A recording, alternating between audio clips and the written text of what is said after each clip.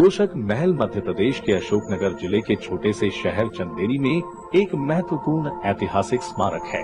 कोशक महल का इतिहास चंदेरी में कोशक महल के निर्माण का श्रेय मालवा के महमूद खिलजी को दिया जाता है। वर्ष 1445 में वह इस शहर से गुजरे थे। यही वह समय था जब उन्होंने महल के निर्माण का आदेश दिया। उनका मूल उद्देश्य कहीं अधिक भव्य संरचना बनाना था। वह चाहते थे कि कोशक महल 7 मंजिला महल हो। दुर्भाग्य से उनके जीवन काल में केवल 2 मंजिलें ही बन पाई। इतिहासकार मोहम्मद कासिम फरशता में अपनी तारीख फरिश्ता में उल्लेख किया है कि यह महल मालवा के सुल्तान महमूद शाह खिलजी ने युद्ध में सुल्तान महमूद शर्की पर अपनी जीत की याद में बनवाया था।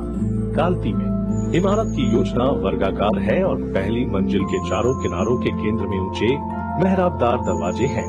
प्रारंभ में इसकी योजना 7 मंजिला इमारत के रूप में बनाई गई थी, जैसा कि इसके मूल नाम कुष्ट मंजिल या 7 मंजिला इमारत से पता चलता है।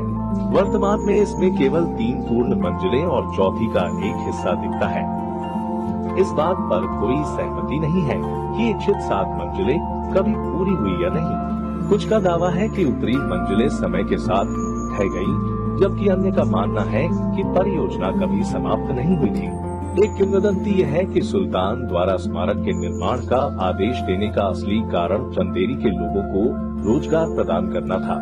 उस समय शहर के लोगों को काम की भारी कमी का सामना करना पड़ रहा था और कालपी में जीत के बहाने लोगों को काम और भुगतान प्रदान करने के लिए परियोजना शुरू की गई थी। ये सुझाव दिया गया है कि एक बार पहली मंजिल पूरी हो जाने के बाद बिल्डरों को भारी पत्थर के ब्लॉकों को दूसरे स्तर तक उठाने की समस्या का सामना करना पड़ा। इसका समाधान पहली मंजिल को गंदगी के नीचे दबाकर एक ढलान बनाने से किया गया, जिस पर ब्लॉकों को ऊपर ले जाया जा सकता था।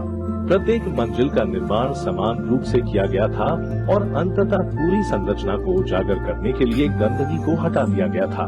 महल के निर्माण में इस्तेमाल किया गया पत्थर फतेहाबाद और शिवली नदी के पास से निकाला गया था। इन शिलाखंडों को हटाने से 2 बड़े जल निकायों का निर्माण हुआ, जिन्हें अब मल्लुखा और सुल्तानिया तालाब के नाम से जाना जाता है। कोशक महल चंदेरी की वास्तुकला मांडू की वास्तुकला से काफी मिलती जुलती है। महल को 4 बराबर भागों में बांटा गया है।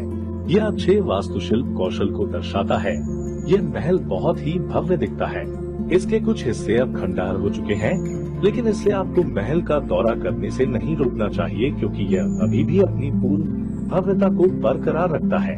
चंदेरी मध्य प्रदेश के प्रमुख कस्बों और शहरों से बस द्वारा अच्छी तरह से जुड़ा हुआ है। ललितपुर से लगभग 38 किलोमीटर की दूरी पर है और झांसी ललितपुर से 90 किलोमीटर की दूरी पर है। निकटतम हवाई अड्डे ग्वालियर और भोपाल हैं। हवाई अड्डों से आप चंदेरी पहुंचने और कोशक महल देखने के लिए बस ले सकते हैं या किराए पर कार ले सकते हैं।